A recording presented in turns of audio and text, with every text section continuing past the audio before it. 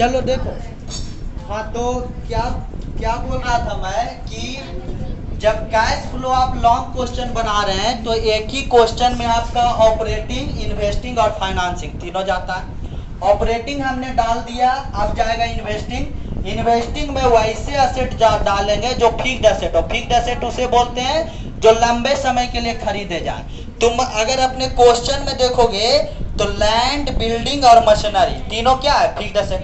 अब तुमको पता लगाना है कि ये खरीदे जा रहे हैं कि बेचे जा रहे हैं। तो बड़ा इजी है, अगर तुम आज आए और मेरे यहाँ एक बोर्ड है और कल आए तो 2 बोर्ड हो गया, मतलब हमने खरीदा है कि बेचा है? खरीदा। और 2 बोर्ड था उसमें से एक बोर्ड आज हो गया, तो खरीदा या बेचा? बेचा। नहीं, हाँ तो यही सब होता है, खुराफात यही होता ना। सभी लोग दुराचारी शासक है, खार पे लगे ना, ये चिड़िया चुप के गया, तब हम ही कहना चाहते। तब तो क्या बोल रहे हैं कि ये हो गया इन्वेस्टिंग। इन्वेस्टिंग में क्या जाएगा? वैसे असेट जो फिक्स्ड असेट से रिलेटेड हो। फिक्स्ड असेट में आपका लैंड, देखो लैंड में देखो 40,000 से 60,000 हो गया, तब 20,000 आपको क्या लगता है? अगर जमीन 40 से 60 हो गया तो 20,000 खरीदा है या बेचा है? खरीदा है। तो लिखिए परचेज ऑफ लैंड। इसमें ये नहीं सोचना है कि बढ़ गया होगा दाम, भावना में नहीं बना कहो। परचेज ऑफ लैंड कितना? नहीं, परचेज ऑफ लैंड लिखना जरूरी है इन्वेस्टिंग में। इन्वेस्टिंग का परचेज और सेल टैग है, उसको नहीं बदलना है। Purchase and sale 20,000।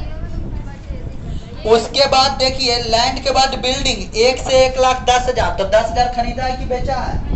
खरीदा। देखिए परचेज ऑफ बिल्डिंग कितना? 10,000। बिल्डिंग के बाद देखो मशीनरी 1,60,000 से 72, तो परचेज ऑफ मशीनरी कितना? 12,000। तीनों माइनस में आया जी, हमने सिखाया है प्लस में आए तो फ्लो और माइनस में आए तो यूज। तो लिखिए net cash use in investing activities. इसको सॉल्व कीजिए, कितना आएगा? 20 और 10 30 और 12 42,000। माइनस में ना आया जी, इसलिए लिखेंगे ब्रैकेट में। देखिए इन्वेस्टिंग 42 आया है। चलिए अब चलेगा हमारा थर्ड, फाइनेंसिंग एक्टिविटीज। अब चलेगा थर्ड हमारा फाइनेंसिंग एक्टिविटीज।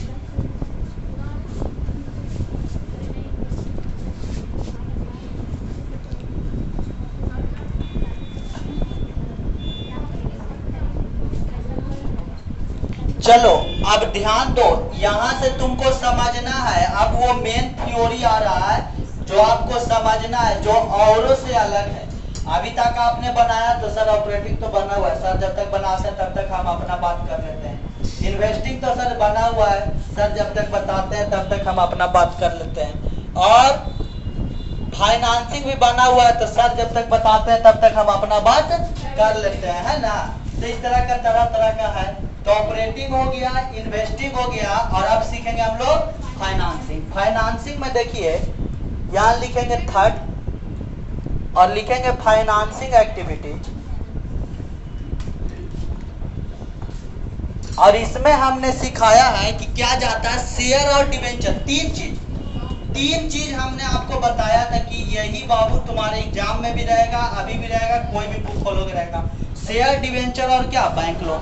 देखो तो कह रहा है सर यहाँ दिया हुआ है लॉन्ग टर्म लोन दिया हुआ है। सर लोन पहले मेरे ऊपर 60,000 लोन था और अभी 90,000 लोन हो गया, तो 30,000 मेरे यहाँ कैश आया कि गया?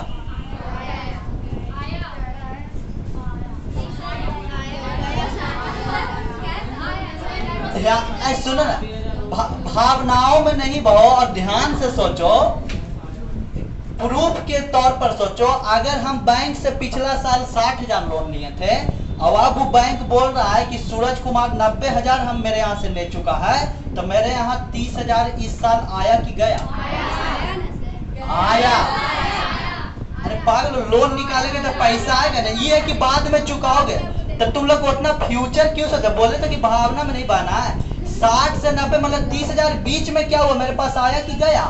आया। तो आता तो फाइनेंसिंग में एक शब्द दिए हैं, तुम्हारा टैग लाइन दिए, टैग क्या दिए हैं फाइनेंसिंग में कि प्रोसीड्स वर्ड का यूज करना है ना। ये आजकल जो बुक चलते हैं अच्छे अच्छे उसमें लिखता है cash proceeds from long term loan. Loan से पैसा आया है, कितना पैसा आया? 30,000 ना, कितना आया? 30,000। और कुछ नहीं ना फाइनेंसिंग में, देख लो शेयर डिवेंचर लोन नहीं है। तो ये प्लस में है या माइनस में? प्लस में। तो यहां भी लिख दो नेट कैश फ्लो लिखाएगा या used? Net cash flow from operating activities 30,000 financing activities. इसमें सही करना था।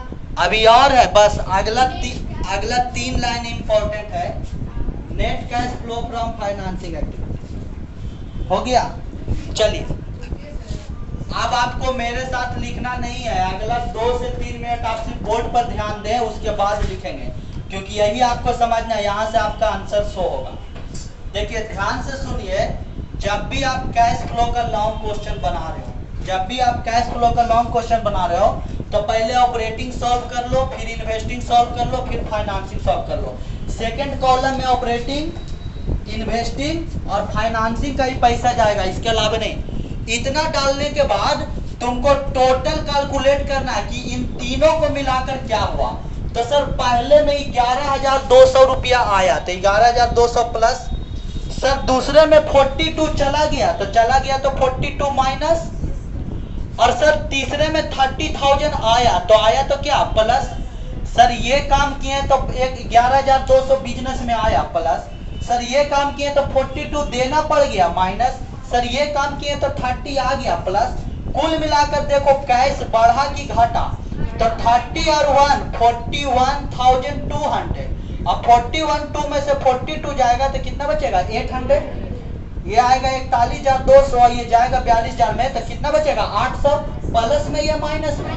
माइनस में, क्योंकि बड़ा वाला क्या है? माइनस में। तो 800 इंक्रीज हो रहा है या डिक्रीज? डिक्रीज। याद रखेंगे, याद रखेंगे, आपको लिखना है नेट बढ़ेगा तो इंक्रीज और घटेगा तो डिक्रीज। अभी लिखोगे नहीं, समझो, लिखेंगे net decrease in cash and cash equivalent. फिर से बोल रहा हूं, अगर बढ़ेगा तो इंक्रीज और घटेगा तो डिक्रीज, और सेंटेंस यही रहेगा, बदलेगा नहीं कोई किसी भी क्वेश्चन में। नेट इंक्रीज या decrease in cash and cash equivalent. तो कितना घटा है? 800। यहां लिखेंगे ब्रैकेट में, क्या लिखेंगे? ब्रैकेट में। और इसके बाद एक लाइन तुमको और जोड़ना है, opening balance of cash and cash equivalent. कि सर कैश का ओपनिंग बैलेंस था, देखो तो कैश का ओपनिंग बैलेंस एक तारीख शुरू का कैश कितना था? क्वेश्चन में देखो 8,000। कितना है? 8,000।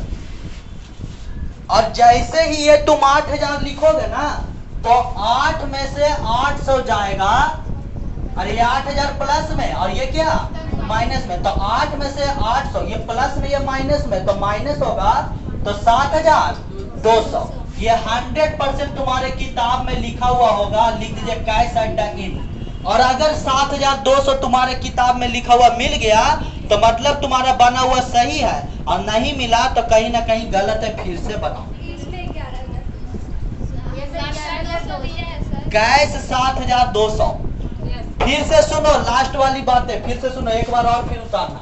हमने बोला कैश फ्लो स्टेटमेंट में ये लास्ट 3 लाइन इंपॉर्टेंट है, पहले ऑपरेटिंग, फिर इन्वेस्टिंग और फिर फाइनेंसिंग बना लो।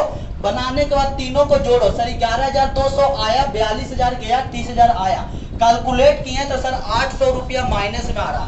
अगर प्लस में आएगा तो नेट इंक्रीज, माइनस में आएगा तो net decrease. Net decrease in cash and cash equivalent कितना? 800। इसके बाद आपको एकदम ये तीनों लाइन सेम टू सेम लिखना है। पूरा का पूरा कैश फ्लो में नेट इंक्रीज या decrease in cash, opening balance of cash और कैश एट द एंड, पूरा का पूरा कैश फ्लो लॉन्ग क्वेश्चन में ये लाइन आपको लिखना ही लिखना है। तो पहला इसमें डिक्रीज हो रहा था sir 800, opening balance of cash, question में देखो कैश का ओपनिंग बैलेंस 8000, दोनों कैलकुलेट करेंगे तो 800 के बगल वाला, क्वेश्चन के बगल वाला आपको आंसर आ जाएगा। अगर आ गया तो सही है, नहीं तो कहीं ना कहीं बना हुआ आपका गलत है। यही आपका कैश फ्लो था, ये हमेशा आपका 6 मार्क्स में